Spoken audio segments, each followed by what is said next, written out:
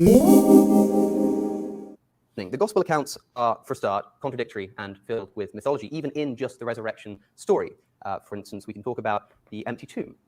How many women discovered the empty tomb? The Gospel of John says it was 1, Matthew 2, Mark 3, and Luke even more than that. Now, this may seem a complete irrelevancy, and of course it doesn't affect the story in any significant manner. However, remember what we're talking about here. We're talking about the inspired word of God reporting on what is the single most important event in human history, if true. And I think that internal consistency is the very least we could expect from the sources which we're relying upon to provide us with evidence for that occurrence. Okay. Woman at the Tomb, classic one. What are your thoughts, Josh? I mean, I think I have a lot of more thoughts which is applicable here, though I would perhaps leave them to a bit later because I think it perhaps fits in with a more kind of also another Riz argument, so I'll leave that to later. But what I think is very interesting here is just, well, what exactly is the role of the Bible when we're talking about the historical case for the resurrection? And now I don't want fundamentalists to run into Hong Kong and fly to Hong Kong to rip my head off when I'm saying this, but I think that if we're looking at this purely from the perspective of, well, is the resurrection historically accurate or whatever you want to formulate the argument as, what we have to look at it is, well, these sources should be seen as historical sources, not necessarily religious documents or holy scriptures which have to follow inerrancy. And of course, you could say, well, maybe on a theological level, you want to affirm this inerrancy, but I don't necessarily see that has to be the case if we're just purely looking at it from the lens of this argument. And that's just something that we might want to keep in mind.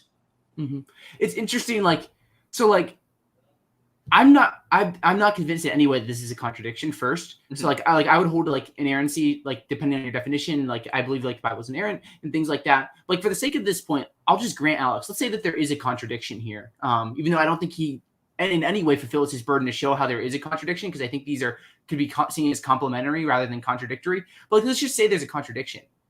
I don't see how that's a problem for building a case for the resurrection. I was taking a class in historiography and we talked about when significant events occur, people have different accounts of what happened. Look at different testimonies regarding 9/11.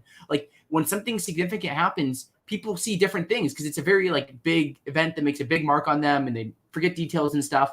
So when we look at the Gospels, it's when you have this say a woman at the tomb and there's different accounts, it's okay, well, at least to me, it's okay, so something happened here. Something significant happened here. I think what precisely these discrepancies show is that it wasn't a bunch of people gathered in a room just trying to neatly put together their story. Maybe you want to say it was a hallucination. I'm obviously pretty convinced it's a resurrection. But I think these discrepancies actually just show that something significant happened here. And that's why we have these different accounts of what happened in terms of say the woman at the tomb. And these are very minor details. It's not John saying Jesus rose from the dead and Luke's not. It's just it's one gospel says there's one woman, one says there's two, one says there's three, and they could all be true. They can just be complementary of each other. And a lot of people have talked about how these can be harmonized. So that's my thoughts. I just don't I honestly see this as something that supports the resurrection rather than counts against it.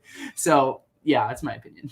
I completely agree with you on that point. And I'll also agree with you that I personally don't see any contradiction between the texts as presented. I think it was mainly just to say, perhaps, just to clarify it, just so I don't get fundamentalists trying to rip me apart as some have tried to do in my New Genesis series. But essentially, I just want to clarify that I'm not saying that the Bible is inerrant. I'm just trying to say, well, it's just that if you're purely looking at it from this historical perspective, then the inerrancy is not so much of a big deal, just when solely focused on this kind of pursuit of kind of a historical argument.